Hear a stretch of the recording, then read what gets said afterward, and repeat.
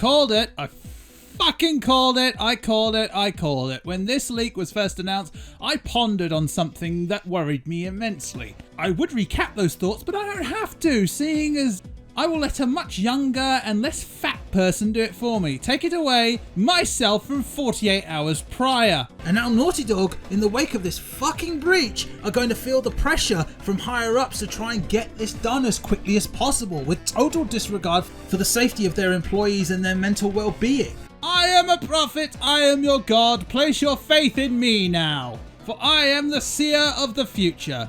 Not really, of course. I've just been watching video game companies make tired and predictive moves so often that I can preemptively predict what they are going to do. I said this, right? And not 48 hours later,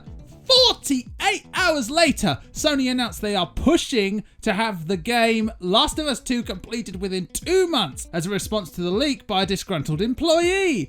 I called this! I made this statement and not 48 hours later! They couldn't even wait 2 days! Sony announced this! 2 months from April to June to release.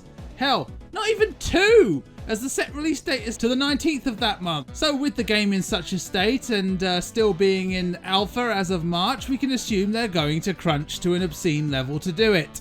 This will incur long working hours with either developers working from home, a state of which will slow down production immensely, or an unethical breach of lockdown in order to complete said production.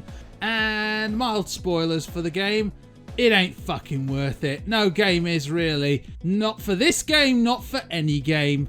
It's not worth it to subject your workforce to such additional stress during the middle of a fucking epidemic. God, I hate being right.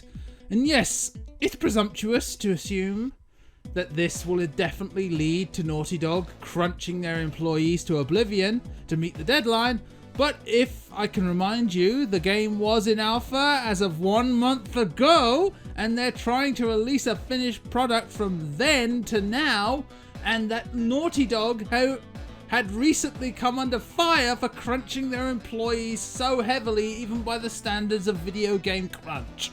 So you'll excuse me if I don't think they have the best interest in heart, these abusive fucks.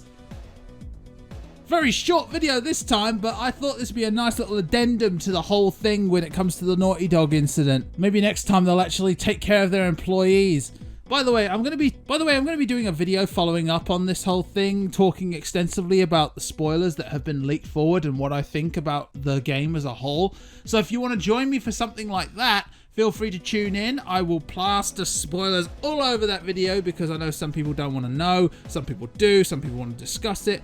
We'll get a little discussion going in the next video pertaining to this whole situation. But until then, I want to hear what you think about this whole thing. Do you think that they should hold off? Do you think that the gamers who want to buy it will avoid spoilers? Because that's what I feel. I feel that the people who don't give a shit will go and see it, and the people who actually care and will buy your product won't. So I don't think this is something you push forward, but maybe you have a different opinion.